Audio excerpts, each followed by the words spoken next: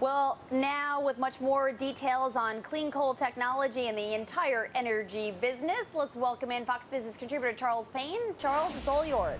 Thanks a lot, Alexis. Well, yes, both presidential candidates, Senators John McCain and Barack Obama, agree that clean coal technology needs to be a part of our new economic and energy policy.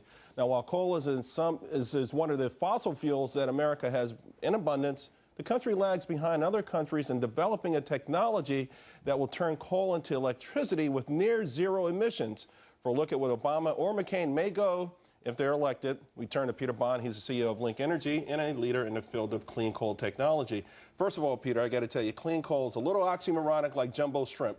So you got to tell us, first of all, what is clean coal? Absolutely. The philosophy is that coal is dirty, but the reality is clean coal can not only be probably cleaner than oil as a primary source, but basically it's also much cheaper in terms of the other available alternatives.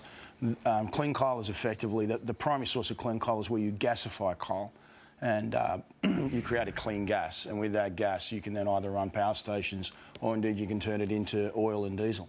And you can actually put this in your car? Oh, absolutely. You can put it in that would be cheaper than gasoline right now? Well, Link Energy is producing diesel right now for $28 a barrel. Let's talk about the process, because when we talked about ethanol a couple of years ago, it seemed like a godsend. Okay, we'll just take corn and turn it into gas. As it turns out, of course, it had unintended consequences, and the effort to produce it actually made it more costly than gasoline. How do you produce clean coal, and is that efficient in terms of pricing? Well, unlike ethanol, clean coal is not competing for a resource. It's not competing for land space or a food commodity in any way. There is an abundance of coal, as you intimated in the opening. Right. Literally, it's been said that North America is the Saudi Arabia of coal, and that's true.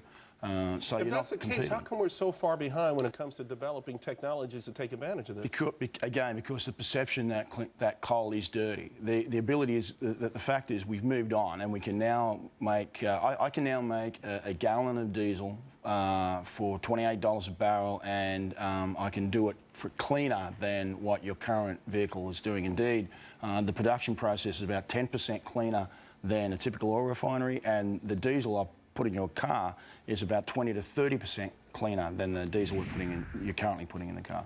But I mean, your company specifically can only produce a certain amount of this. When is it realistic that the average person watching the show can go to a filling station and be able to fill up their car with clean coal or a gasified clean coal? Link Energy is aiming to commercialise our side of it up to a reasonable size in the next 24 to 36 months, and I'm guessing in the next 4 to 5 years you could see start to see a significant trend and a significant amount of production. So I'd say within 5 years. It costs billions, though, to build these plants. Where is that money going to come from in this environment? Also, you're competing against money for wind farms and solar. How will the American public or big business decide where to invest these billions of dollars? And it looks like perhaps clean coal could come out on the short end of the stick.